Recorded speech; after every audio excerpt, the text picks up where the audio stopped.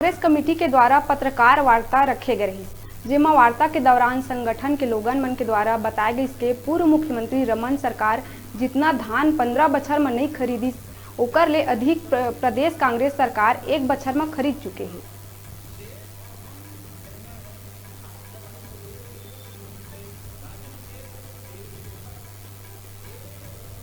एक तरफ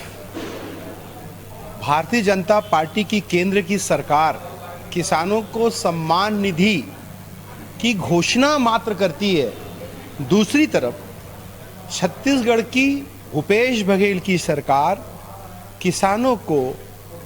प्रति एकड़ 10,000 रुपये राजीव गांधी किसान न्याय योजना के तहत सम्मान